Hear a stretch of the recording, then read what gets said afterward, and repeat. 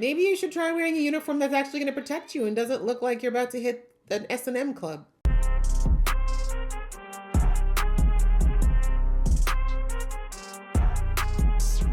Hey guys, it's your girl Laisha, aka GeekXX Chic, and we're back with another reaction to Fire Force. We're now on season 1, episode 3, which is called The Rookie Fire Soldier Games.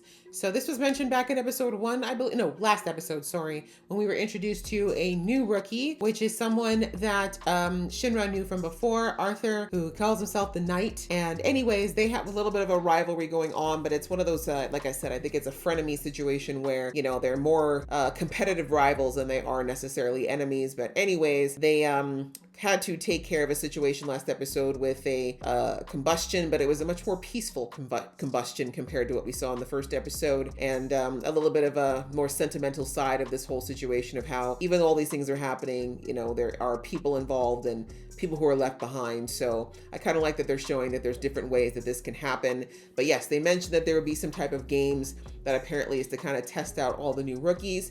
So yeah, if we're going to start to see how all these different pyrokinetic powers work, I'm definitely down for seeing all the different ways. I'm assuming it's going to be all possibly level 3s or 3rd generations, but we'll have to see when we get into the episode. So let's jump right in. Just before I do, a reminder that if you'd like to be in the know when I drop episodes, please go ahead and hit that subscribe button as well as the notification bell. All right, that out of the way, let's get into the episode right now.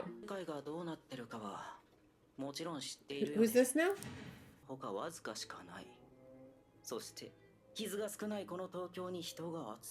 Okay, it's in districts now. Okay. Well, do I want to know what's in there?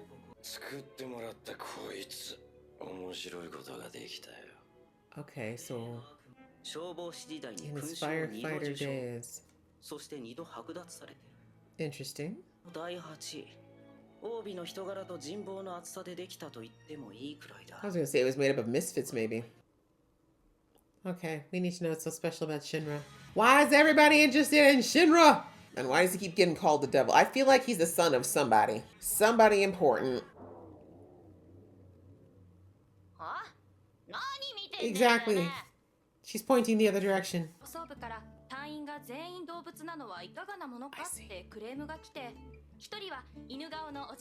to say, the old man kind of looks like a dog still.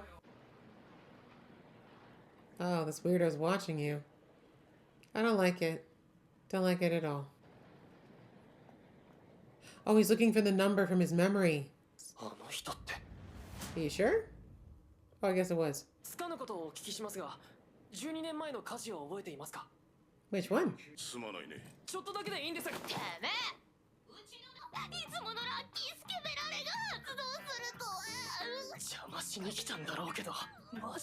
Oh, she did it. That is borderline. Not even borderline. That's weird. He definitely recognized you as soon as he saw you. He definitely knows who you are. Lies and slander. He absolutely is. Well, maybe it's for your protection at this point. That felt excessive. Whoa, who's the giant in the back? They didn't say he had to go through the building. Oh, okay. That looks very devilish as well.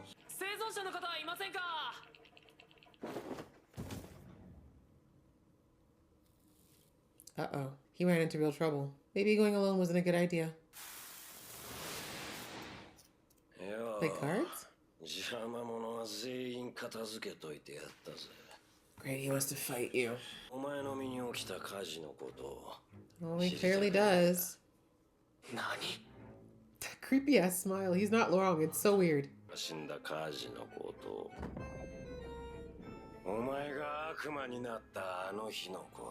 I was right. His eyes didn't look like that as a kid.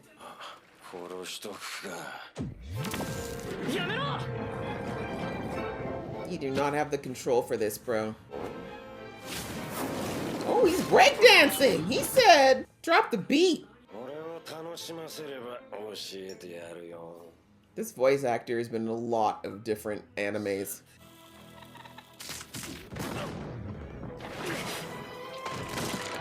I don't know why you waited, but I suppose you didn't know that they could hurt you.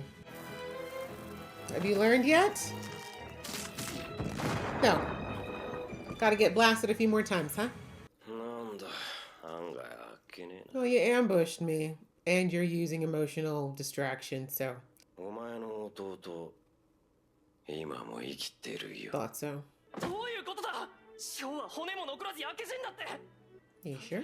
隠しているんじゃないのか。そんなの信じられるわけねえだろ。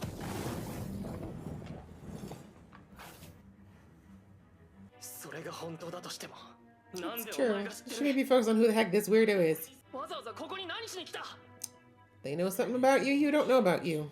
ヒーローごっこをやめて真実を求め、俺と悪魔になるか。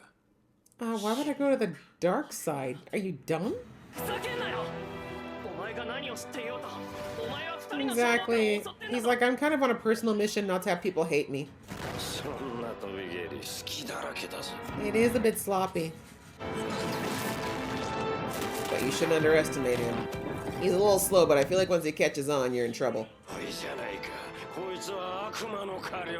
Yeah, and your stupid little smoke tricks. Okay, this character, let's hope we don't see much more of her. Literally and figuratively. Maybe you should try wearing a uniform that's actually going to protect you and doesn't look like you're about to hit an S&M club.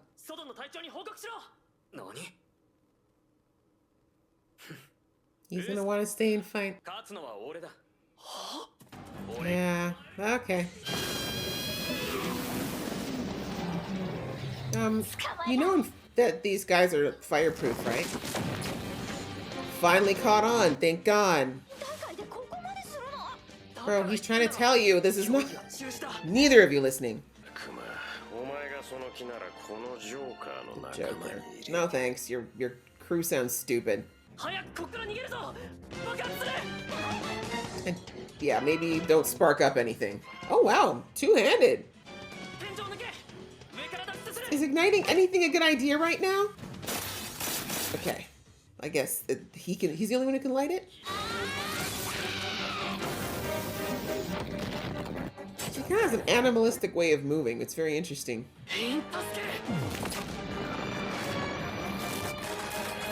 Whoa. At least he got you out. Didn't say he'd be able to catch you, though. He's so nonchalant. Oh, that's why he has a patch. I gotta say, he was actually pretty chill about the fact that he was probably gonna fall to his death. How are your knees, bro? At least he's good at the landings. Well done. You think they'd be able to, like, pull fire back and just, like, stop it, you know? Oh, you remember my name now.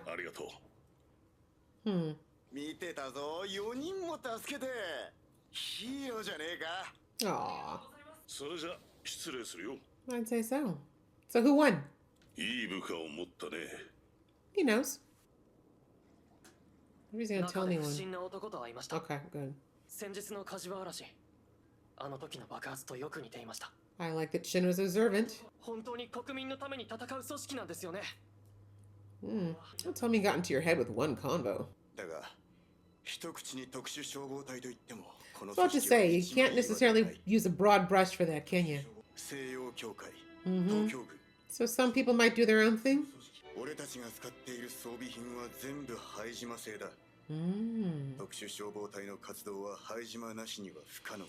I see.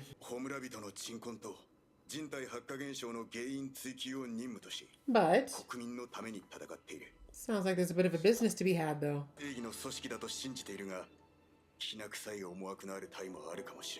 Right? As long as combustion still happens, they're still needed and there's money. Okay, honesty.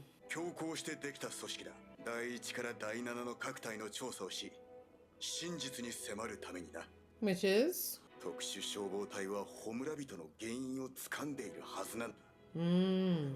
Okay, y'all kind of the spies. Got it. Why not? Interests align at the moment.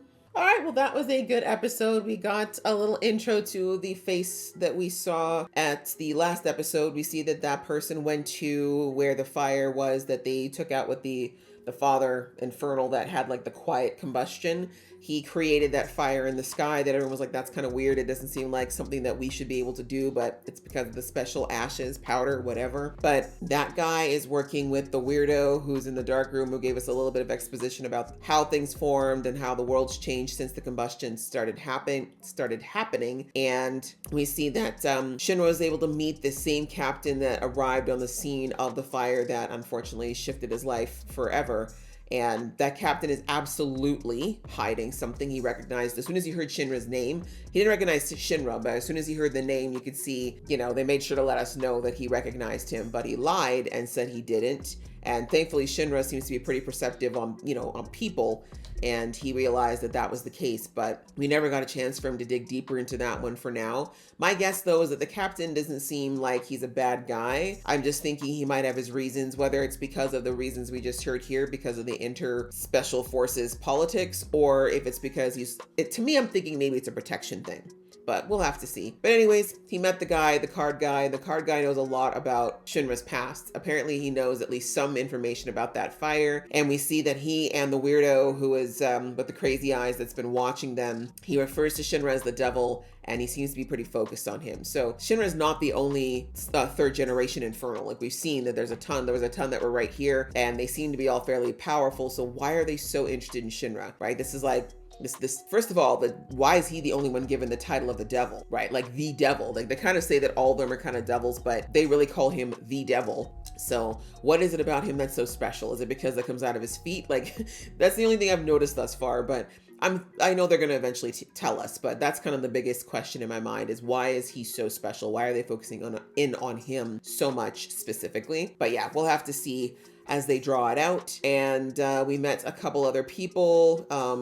The person who's, I guess, the number one for the captain, And what was her name? Her name already slipped out of my head, but she has like devil horns when she turns into her infernal state.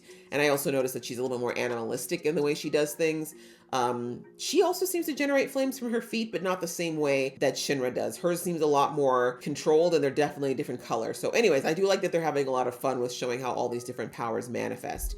Not a fan of her, what is it called? Perv power or something like that. Like, I mean, I know anime is always gonna, not always, but a lot of these animes have these things where it's a bit like, but the idea that she's got a power that makes men touch her inappropriately, and it's the fact that they're doing it against their will it's an ick for me. I'm not gonna lie. I'm hoping we don't do too much of that throughout the series. Anyway, that's the only complaint I've got so far. But otherwise, I enjoyed this episode a lot. Yeah, I'm just interested in how they're unfolding this whole story around Shinra, what he is and why he's so important, and what happened in that fire. And his brother's still alive. My goodness, I almost forgot that. Sho apparently is still alive. I have a tendency to believe that that's not a lie. This man has no reason not to tell Shinra that truth. But where is his brother? Again, the white hair, I think, is absolutely something that's on purpose. Where did he go? Who has him? Why was he taken? Why was Shinra left behind? And I think we also learned that Shinra turned into what he is now after that fire. Now, again, is that because he always was going to be that way, or something in the fire activated him? But yeah, like I said, I'm sure there was a reason why they showed us as a child his eyes were normal, and then now they're like red all the time. We've seen with the other Infernals, when they start to use their power, their eyes change color, but Shinra's are always red. So I feel like maybe that's why they call him the devil, because he doesn't really turn his power off. But yeah, still lots of questions, and we're gonna have to just wait and find out. So I enjoyed it. I hope you guys enjoyed watching along with me. If you did, please show some love, and I'll see you in the next one.